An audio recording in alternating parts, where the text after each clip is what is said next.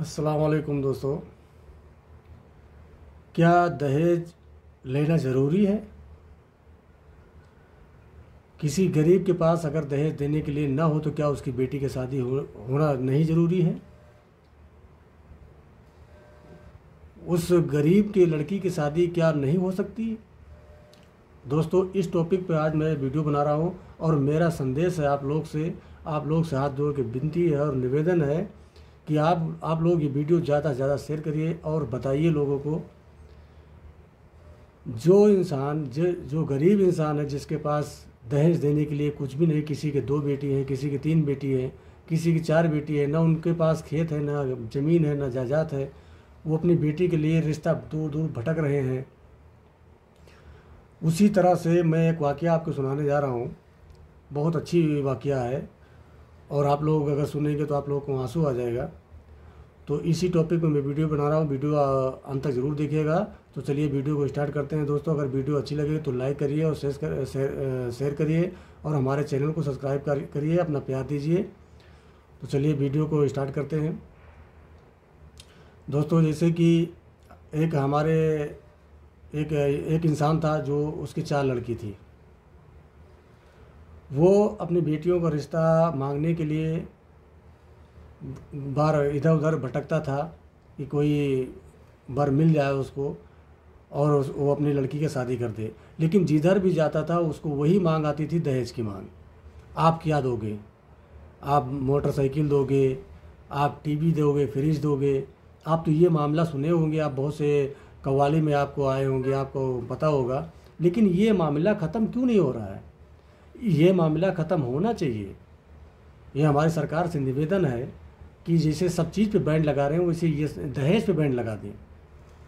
क्योंकि गरीब की लड़की क्या, जो आज गरीब इंसान परेशान है, वो इसी वजह से परेशान है। अपनी बेटी को दहेज में कुछ दे नहीं सकता, उसकी बेटी की शादी कहाँ से होगी? ना अपनी बेटी को पढ़ा सकता है, ना लिखा सकता है। तो वो इस टॉपिक पे जिस इंसान की बात कर रहा हूँ, वो इंसान बहुत गरीब इंसान था और वो मेहनत मजदूरी करके अपने बच्चों का पेट भरता या उसको पढ़ा लिखा था। वो इंसान उसकी 3 बेटी जवान हो गई, ठीक है, उसकी 3 बेटी जवान हो गई और शादी करने के लिए वो इधर उधर भटक रहा था कि हम अपनी बेटी की शादी कर दूं। रिश्ता ढूंढ रहा था, लेकिन रिश्ता उसको कोई मिल नहीं रहा था। वो परेशान हो गया। लड़की जवान, कहते हैं कि आदमी चावल रहता है तो अपने घर में रख लेता है, लेकिन जब वो चावल भात हो जाए तो उसको कोई रख नहीं सकता। ये आप लोगों को मालूम हो। तो इसी वजह से वो आदमी पागल, एकदम परेशान हो गया था। तो एक दिन रो रहा था, बैठ के रो रहा था। मियाँ बीवी रो रहे थे कि हमारी लड़की की शादी नहीं होगी क्योंकि हमारे पास पैसा नहीं है, हमारे पास जायदाद नहीं है। मैं अपनी बेटी को कौन चीज़ बेच के मैं अपनी बेटी की शादी करूँ? अपनी बेटी को दहेज में क्या दूँ? जहाँ जाता हूँ वहीं आदमी बोलता है हमको मोटरसाइकिल चाहिए, हमको टीवी फ्रिज चाहिए, हमको 50,000 1 लाख कैश चाहिए। अगर 1,50,000 उसके पास नहीं है तो क्या उसकी शादी नहीं होना चाहिए? आप लोग से मैं पूछना चाहता हूँ, क्या उसकी गरीब की लड़की की शादी नहीं होना चाहिए? इसी तरह से वो परेशान होकर वो आपस में डिसाइड कर रहा था, मियाँ बीवी बात कर रहे थे। वो लड़की तीनों सुन लिया। तो वो लड़की तीनों ने क्या जवाब दिया, आया अपने बाप से पकड़ के रोने लगी और बोली, बाबू ऐसा है कि आप हमको क्या करिए, आप हम 3 बेटियों को आप शादी से टेंशन बिल्कुल ख़त्म कर दीजिए। आप शादी का टेंशन बिल्कुल ख़त्म कर दीजिए। बोली, बेटी शादी का फिक्र हमको नहीं रहेगा तो किसको रहेगा? आप लोग जवान हो गई हैं और माँ बाप का फ़र्ज़ है कि बेटी जवान हो जाए तो उसकी शादी कर दिया जाए, एक अच्छा घर देख के उसकी शादी कर दिया जाए। लेकिन मैं परेशान हूँ, बेटी को कहीं कोई रिश्ता मिल ही नहीं रहा। मैं जहाँ जाता हूँ वहाँ हर आदमी ये बोलता है हमको मोटरसाइकिल चाहिए, हमको दहेज चाहिए। तो मुझे दहेज देने के लिए पैसा है नहीं, कहाँ से शादी करूँ आपकी? वो परेशान हो गया बहुत ज़्यादा। तो वो तीनों बहनें ये दिमाग लगाई कि ना हम तीनों बहनें रहेंगी, ना बाबू को और अम्मी को तकलीफ़ होगी। तो आपस में तीनों क्या किया, अपने एक कमरे में बंद हो गई और तीनों अपने कमरे में बंद होकर अपने ऊपर मट्टी का तेल छिड़क लिया। बोली, जैसे ससुराल में जाने के बाद आदमी मट्टी तेल, सास और आदमी मट्टी तेल छिड़क के उसको जला देता है, उससे अच्छा है कि मैं अपने आप को मट्टी तेल छिड़क के और हम तीनों बहनें जला के मर जाएं। ये बात सही है।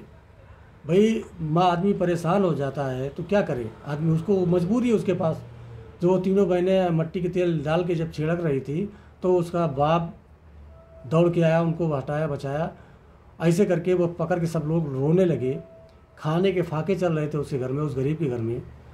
एक आदमी ऊपर वाला उसको हिदायत दे, बहुत अच्छा बहुत नेक इंसान था वो। इस मामले में, इनके घर के मामले में उसने जाना कि एक अच्छे संस्कार की लड़की उस घर में है और बाप गरीब है, माँ गरीब है और वो बच्ची बहुत गरीब है, कुछ देने के लायक नहीं है, उनका रिश्ता इसलिए नहीं हो रहा है।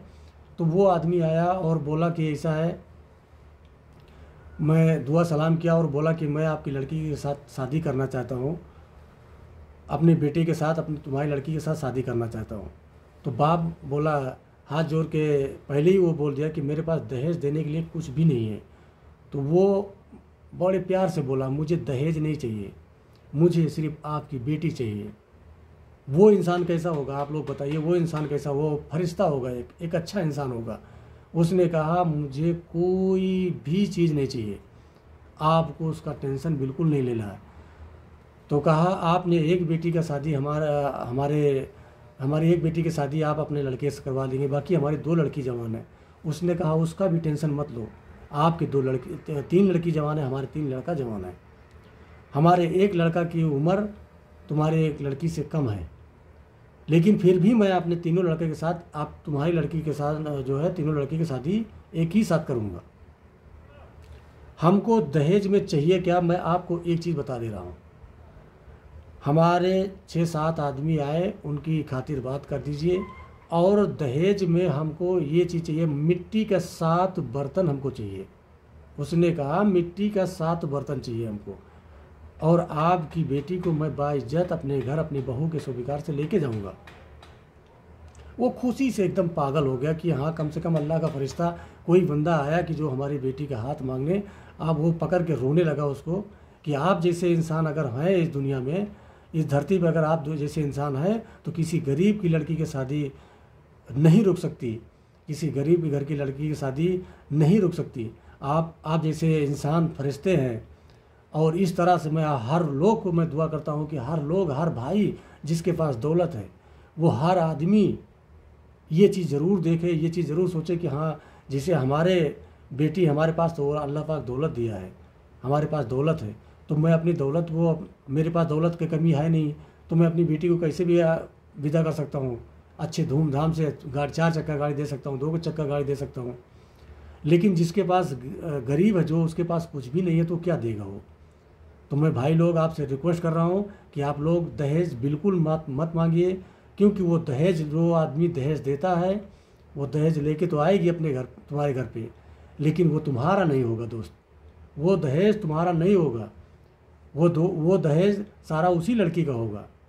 जो इंसान अपनी बेटी को दहेज देता है तो वो दहेज तुम्हारा नहीं है, वो तुम उसकी लड़की का है, तुम्हारी बहू का है। लेकिन फिर क्यों ऐसा यार मांगते हो दहेज भाई।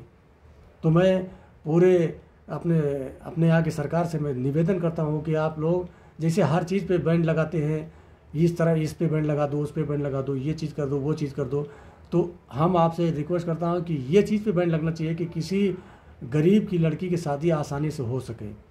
कोई दहेज लेना ये सबसे बड़ा जुर्म है। आप दहेज मत मांगिए, किसी गरीब की लड़की लेके आइए जो आपको पलकों बिठा के रखेगी, आपकी इज्जत करेगी, आपकी खातिर बात करेगी। तो दोस्तों, वीडियो अगर अच्छी लगे तो हमारी वीडियो को लाइक करिए और चैनल को सब्सक्राइब करिए और लोगों तक पहुंचाइए, शेयर करिए। चलिए नेक्स्ट वीडियो में मैं आपको ये वीडियो फिर दूसरी वीडियो बनाने की कोशिश करेंगे। अल्लाह हाफिज़।